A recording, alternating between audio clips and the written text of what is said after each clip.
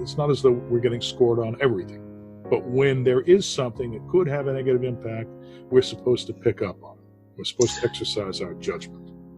I believe that what you're saying is that the answer to that question is that all lives do matter insofar as they can be potentially actualized for good. Right, exactly. Generic utility has two aspects.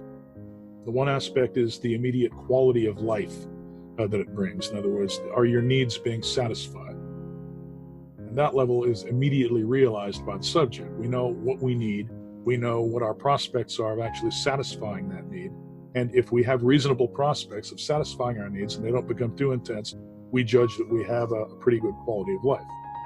But there's another aspect to it, and that is vectoral, okay?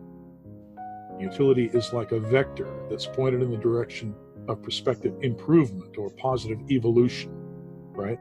It extends into the future, including one's own future and future generations of human beings, and ultimately to teleology. In other words, the satiation, the satisfaction of God's teleological imperatives themselves, right? And it's the vector that is sometimes hard for us to judge. If you're a person and you've got, life is bad for you right now and you don't feel very good, you're going to judge yourself to have a low quality of life and for life to have low utility or low value to you. But there's always that potential, that possibility, that vector pointing into the future that allows you to realize another kind of situation entirely for yourself. And that itself has utility. You see what I mean? Yes. Okay, we have the freedom to better our positions, and we're constantly free to do that, as long as we don't mess things up for other people or for God.